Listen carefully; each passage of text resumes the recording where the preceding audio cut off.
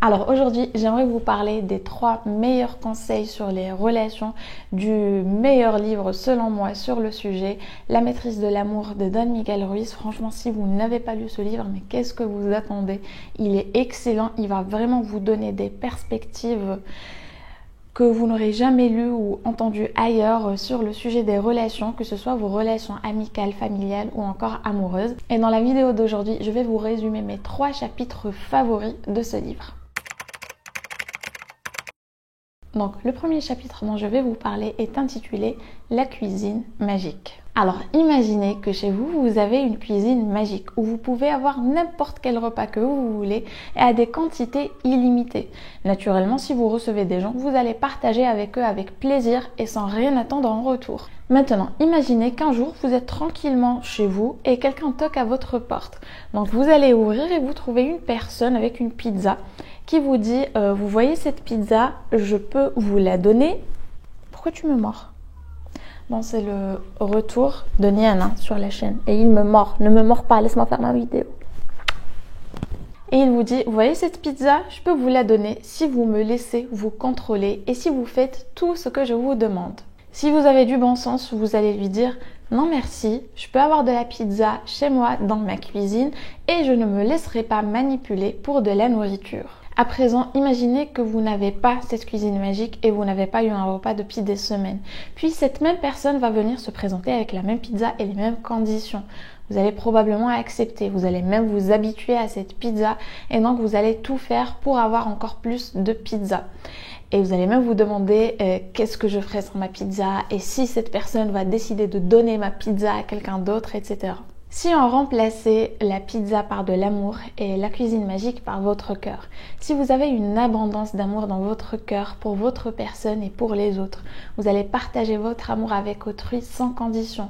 Et si une personne vient toquer à votre porte et vous dit « Tenez, je vous donne cet amour si vous faites tout ce que je veux », vous allez probablement refuser. Mais si vous n'en avez pas pour votre propre personne, si vous vous jugez constamment, si vous ne vous acceptez pas, si vous êtes très dur et éternellement insatisfait envers votre personne, vous allez probablement accepter tout ce que cette personne fait ou vous demande justement pour avoir en retour de l'attention et de l'amour.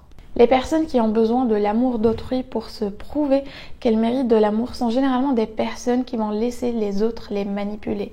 Donc ils vont laisser quelqu'un d'autre contrôler comment elles devraient s'habiller, où est-ce qu'elles peuvent aller, comment elles devraient se comporter. Et les personnes qui ont besoin de contrôler l'autre pour en retour lui donner de l'amour, ce sont également des personnes qui ont tout aussi peu d'amour pour elles-mêmes ainsi que pour les autres. Tandis qu'on a tous une abondance d'amour inconditionnel, on décide généralement de rationner et de ne donner, de ne montrer de l'amour que si l'autre répond à nos attentes et y compris nous-mêmes. Alors que l'amour est infini, on pourrait en donner sans qu'il ne s'épuise jamais. Et on devrait tous commencer par la relation que nous avons avec nous-mêmes. Parce que quand on ne se connaît pas, quand on ne se comprend pas, quand on ne s'aime pas, on ne s'accepte pas, quand on ne sait pas ce qu'on veut exactement, toutes nos relations, d'une manière ou d'une autre, seront dysfonctionnelles, que ce soit avec nos parents, nos enfants, notre partenaire ou nos amis. Donc la première étape, c'est d'ouvrir votre cuisine magique et de vous servir sans modération. Car la relation la plus importante que vous avez et que vous aurez jusqu'à la fin des temps est et sera toujours la relation que vous avez avec vous-même et toutes vos autres relations en dépendent. Alors, le second chapitre que j'aimerais vous résumer est intitulé « La relation parfaite ». Donc, si vous avez un chien, vous savez que ce chien va rester toute sa vie un chien. Vous ne pouvez pas le changer en chat ou encore en cheval. Et vous l'aimez ou vous l'acceptez pour ce qu'il est, un chien. Et je trouve qu'il est très important de comprendre cette logique et de l'appliquer dans vos relations avec les humains. Donc, c'est soit vous aimez et vous acceptez la personne, ou non, mais vous ne pouvez pas essayer de la changer pour qu'elle corresponde à ce que vous voulez. Car si vous essayez de la changer, c'est exactement comme essayer de changer votre chat en un chien. Alors, vous le savez probablement, mais j'ai 3 chats et je les aime tous les 3 exactement de la même manière, même s'ils ont des caractères très différents. Eux, de leur côté, participent à notre relation en faisant les chats. Donc, ils m'attendent au pas de la porte quand je rentre, ils se blottissent sur mes genoux, ils ronronnent, etc. Et ben moi, je fais ma partie de maman de chat. Donc, je les nourris, je change leur litière, je leur donne de l'attention. Et en fait, je trouve que l'exemple de l'amour avec les animaux de compagnie est très important. Parce qu'il ne comprend pas une composante toxique qui est les attentes. Donc mes chats, je les aimerai toujours sans jamais rien attendre en retour de leur part et je les aimerai toujours, peu importe en fait ce qu'ils font. Si vous avez fait le travail dont on a parlé dans le chapitre précédent de la cuisine magique et vous vous connaissez assez bien pour savoir exactement ce que vous voulez, pourquoi iriez-vous vous engager dans une relation avec une personne qui ne correspond pas à ce que vous voulez pour ensuite essayer de la changer? Alors qu'il serait beaucoup plus simple de passer votre chemin et de vous engager plutôt avec une personne qui s'aligne avec vos valeurs sur le plan émotionnel, physique, spirituel et intellectuel. Une relation où vous essayez de changer l'autre, où l'autre essaye de vous changer est vouée à l'échec. Si vous voulez adopter un chien, ne prenez pas un chat dans l'espoir de le transformer en chien. Prenez un chien dès le départ. Et si votre partenaire voudrait un chien, mais vous êtes un chat, eh bien vous perdez votre temps également. Je tiens à apporter deux petites précisions. La première, c'est quand je dis accepter l'autre, ne pas essayer de le changer. Là, je suis en train de parler de ses valeurs, de ses principes et de son caractère. Je ne suis pas en train de parler d'autres petits trucs comme par exemple, si vous faites énormément d'efforts pour garder la maison propre et votre partenaire passe toujours dans la maison tel un ouragan, vous pouvez expliquer calmement et clairement votre mécontentement et si votre partenaire vous aime, il devrait faire des efforts dans ce sens, faire des efforts de considération mais votre partie s'arrête là, c'est-à-dire que vous pouvez lui expliquer ce que vous ressentez, comment vous voyez les choses, mais c'est tout. Vous ne pouvez pas essayer de le changer, vous ne pouvez pas l'obliger à changer. Le choix lui revient de le faire ou pas. Et le choix vous revient également d'accepter ça ou pas. Mais je veux dire, quand on accepte une personne, on l'accepte ou on l'accepte pas. Et donc on n'accepte pas la relation. Ça ne sert à rien de rester dans une relation où on n'accepte pas énormément de choses venant de l'autre personne. Et la seconde précision, c'est que dans ce chapitre, on est plus en train de parler des relations amicales et amoureuses, étant donné que ce sont des personnes qu'on peut choisir et également des personnes qu'on peut éliminer de notre vie. Dans le chapitre suivant, nous allons parler un petit peu plus des relations familiales et donc des relations où on peut moins facilement se détacher. Et je rajouterai même une troisième précision. Donc quand je dis qu'il faut accepter l'autre, ne pas essayer de le changer, cela ne veut en aucun cas dire que l'autre personne ne va pas s'épanouir ou encore que vous ne pouvez pas l'aider ou la soutenir pour par exemple briser des mauvaises habitudes ou mettre en place de bonnes habitudes et changer pour le meilleur. Mais la responsabilité ne vous revient pas de ce changement en fait. Vous pouvez être là et soutenir, mais votre partie, votre responsabilité s'arrête là. Mais si vous êtes déjà investi dans une relation que vous ne voulez pas la lâcher, eh bien c'est très simple. Vous n'avez qu'à tracer une ligne de nouveau départ. Vous allez tout laisser ce qui s'est passé auparavant et partir comme si c'était une nouvelle personne et accepter et aimer votre partenaire exactement comme il ou elle est, mais également être vous-même dans cette relation sans avoir à prétendre, sans avoir à se sentir obligé de faire des choses, de dire des choses juste pour que l'autre vous accepte ou vous aime en retour. Et accepter l'autre n'inclut en aucun cas quelconque abus émotionnel, verbal ou physique.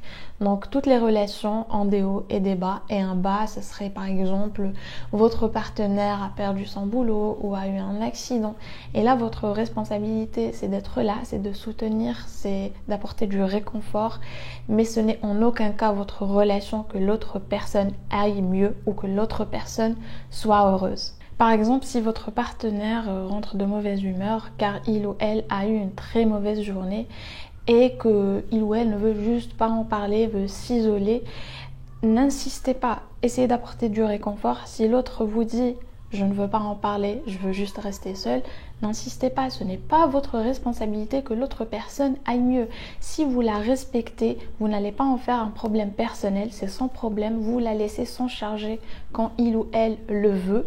Et si on demande votre aide et que vous pouvez l'apporter et vous le voulez, là seulement vous pouvez intervenir. Mais sinon, n'insistez pas et surtout, n'en faites pas un problème personnel. Et si votre partenaire va retourner ses soucis contre vous et vous parler méchamment par exemple, vous avez le choix de jouer à ce jeu ou pas. Donc vous pouvez vous mettre en colère à votre tour et créer tout un nouveau problème au-dessus du problème qu'il avait déjà à la base.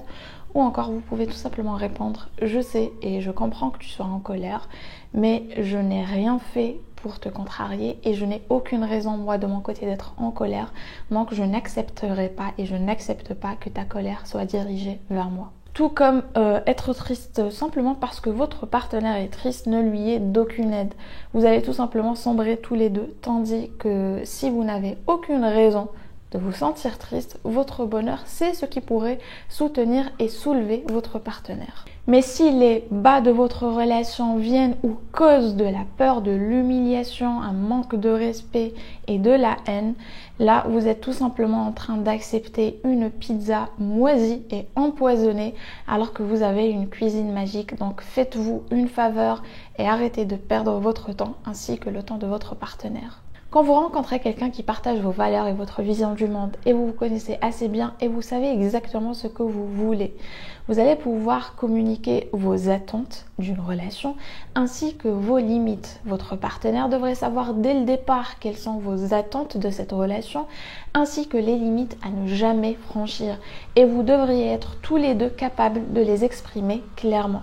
On ne se jette pas dans une relation dans l'espoir que l'autre nous sauve, fasse de nous une meilleure personne ou nous aime alors que nous-mêmes, on ne s'aime pas. Dans une relation saine, ce qu'on partage, c'est de l'amour et du respect. Et l'amour qu'on porte à l'autre ne devrait pas dépendre de ses comportements et des circonstances. Et je tiens à préciser encore une fois que les comportements et les circonstances dont je suis en train de parler n'incluent en aucun cas l'abus émotionnel, verbal et physique, car dans ce cas, l'autre personne ne mérite ni votre amour ni votre temps. On passe à présent au troisième chapitre dont je voudrais vous parler, qui est intitulé La voie de l'amour et la voie de la peur. Donc chaque personne dans ce monde a son propre paradigme, c'est-à-dire sa propre vision du monde et sa propre vérité qui n'est vraie que pour elle-même et personne d'autre. Donc cela inclut vos parents et vos enfants. Peu importe à quel point vous pensez connaître la personne, vous ne la connaissez finalement jamais assez bien. C'est un peu comme les rêves de chaque personne. Une personne peut très bien vous raconter son rêve et vous pouvez avoir une image vaguement claire de ce dont elle a rêvé. Mais finalement, vous ne pouvez jamais avoir une image aussi claire qu'elle-même de son propre rêve et vous ne pouvez jamais contrôler ses rêves. Dans toute relation entre deux personnes, que ce soit par enfant, ami ou partenaire, il y a deux sources principales d'émotions, l'amour et la peur. Et c'est généralement la peur qui prédomine. Et pour mieux comprendre ce qui en résulte, on va parler de voies sur lesquelles on décide d'emporter nos relations. Donc nous aurons la voie de l'amour et la voie de la peur. Sur la voie de l'amour, il n'y a pas d'obligation ni de condition. Il y a du respect et de la communication. Tandis que la voie de la peur est semée d'obligations, d'attentes et de déceptions. Sur la voie de la peur, on fait des choses car on se sent obligé, on croit qu'on est obligé de faire ça pour que l'autre nous aime en retour. Et on a également des attentes de l'autre personne et on pense que l'autre personne est obligée de faire ça pour mériter notre amour. Tandis que sur la voie de l'amour, on fait les choses parce qu'on en a envie, parce qu'on veut les faire pour l'autre et on n'a pas d'attente particulière en retour de l'autre personne. Exactement comme je vous ai parlé des relations avec nos animaux de compagnie, quand on aime nos chats, quand on les nourrit, quand on joue avec eux, etc. On les fait parce qu'on en a envie, on n'attend rien en retour, on n'attend pas que le chat fasse la vaisselle pour nous, nous prépare à manger ou encore range la maison, ou nous aime d'ailleurs en retour. On aime nos chats même s'ils ne nous aiment pas. Moi par exemple j'ai 3 chats, j'ai 2 chats qui sont extrêmement affectueux et j'ai un chat qui n'aime absolument pas ni les caresses ni rien du tout. Donc il ne me montre jamais de l'affection mais je l'aime tout autant que les 2 autres. Dans chaque relation, il existe 2 parties, la vôtre et celle de votre parent, votre enfant, votre ami ou votre conjoint. Et vous êtes uniquement responsable de votre partie. Peu importe à quel point vous pensez connaître la personne, vous n'êtes jamais responsable pour ce qui se passe à l'intérieur de sa tête, ce qu'elle pense, ce qu'elle ressent, ses croyances et ses attentes. Donc n'essayez jamais de faire de suppositions et n'extrapolez pas. On n'est pas censé contrôler l'autre, ce n'est pas de l'amour, c'est de l'égoïsme. Quand on aime quelqu'un, ça devrait être sans condition. Si j'aime mon enfant, je l'aime avec ses bonnes et ses mauvaises notes, ses bêtises et ses expériences. Il ne devrait pas se comporter d'une certaine manière pour mériter mon amour et il ne devrait pas non plus se conformer à un certain moule pour mériter mon amour. Tout comme mon conjoint n'a pas besoin de lire dans mes pensées et d'être aux petits soins avec moi pour mériter mon amour en retour. Si je boude, je suis froide, distante et réticente parce que j'ai peur que mon partenaire échoue, parce qu'il n'a pas deviné ce que je voulais, parce qu'il a des addictions nocives pour sa santé, parce que je suis jalouse ou tout simplement parce qu'il ne se comporte pas comme je le voudrais, là je suis sur la voie de la peur parce que je mets des conditions sur l'amour que je lui porte. Je t'aime si tu fais telle ou telle chose, si tu te comportes de telle ou telle manière. C'est à partir de là que s'installe le manque de respect. Car à partir du moment où on veut contrôler l'autre, cela veut dire qu'on ne le respecte pas, qu'on ne respecte pas ses choix et on ne respecte pas ses décisions, ainsi que la personne qu'il est. On estime que la personne n'est pas assez intelligente ou n'est pas en mesure de prendre ses propres décisions et donc on essaie de les prendre à sa place. Et quand on commence à essayer de contrôler l'autre, c'est là qu'on commence à franchir la ligne qui sépare nos deux responsabilités dans la relation et rien de bon ne peut en résulter. Donc encore une fois, si l'autre personne a des soucis dans sa vie, des addictions par exemple nocives pour sa santé et vous voulez essayer de soutenir cette personne pour changer, vous pouvez justement ne faire que ça, la soutenir. Vous ne pouvez pas la changer, vous ne pouvez pas la forcer à changer ses habitudes, vous pouvez juste l'aider à le faire, mais rien d'autre. La responsabilité qu'elle change ne vous revient pas et donc mettre des ultimatums ou obliger la personne à changer ça rien que pour vous, ça ne peut qu'être nocif pour votre relation. Et si cette chose que vous voudriez changer dans l'autre est quelque chose qui affecte énormément votre relation, quelque chose qui vous rend triste ou qui vous affecte personnellement, eh bien si l'autre personne vous aime vraiment, eh bien elle devrait faire des efforts. Mais si elle n'en fait pas, la responsabilité ne vous revient pas de l'obliger à en faire. Et donc finalement, le choix vous revient toujours de créer des conflits, de vous engager dans une guerre de contrôle, ou bien de décider de jouer dans la même équipe en coéquipier. Alors pensez à votre enfant, votre parent, votre ami ou votre conjoint comme un coéquipier, un camarade de jeu, disant que vous êtes dans la même équipe et que vous jouez au tennis. Même si vous avez différentes façons de jouer, vous avez tous les deux le même objectif. Imaginez que vous passez toute la partie à essayer de contrôler votre coéquipier, à lui dire « Non mais qu'est-ce que tu fais? Ce n'est pas comme ça qu'il faut faire, laisse-moi te montrer, non mais arrête de faire ça, va par là, va par-ci, fais ceci, fais cela. » Qui voudrait jouer avec vous? Non seulement l'autre ne s'amuse pas, mais vous non plus, vous gâchez la partie et une potentielle complicité entre vous deux. Pour clôturer cette très longue vidéo, nous allons récapituler. Donc la première étape, c'est d'être alerte et conscient, de s'aimer, de se connaître assez bien pour savoir exactement ce qu'on veut et ne pas se laisser manipuler. Ensuite, accepter l'autre et ne pas essayer de le changer. Si on n'arrive pas à accepter l'autre, on ne devrait pas accepter la relation non plus. Dans vos relations, vous vous occupez uniquement de votre partie et vous respectez la partie de l'autre. Et la qualité de vos communications dépend des choix que vous faites à tout moment. À chaque fois que vous allez dire ou faire quelque chose, posez-vous la question: est-ce que je suis sur la voie de l'amour ou sur la voie de la peur? Et enfin, je dirais que l'amour ne se justifie pas, ne s'explique pas et surtout ne se rationne pas. Quand on aime quelqu'un, on devrait l'aimer tout le temps et le lui montrer tout le temps et ne pas attendre que l'autre réponde à nos attentes ou fasse quelque chose qui nous fasse plaisir pour justement lui montrer cet amour. Donc voilà, j'espère que cette vidéo vous aura plu. Si vous n'avez pas encore lu le livre La maîtrise de l'amour de Don Miguel Ruiz, je vous le conseille chaudement. C'est un excellent livre sur le sujet. Et moi, je vous retrouve la semaine prochaine pour une nouvelle vidéo.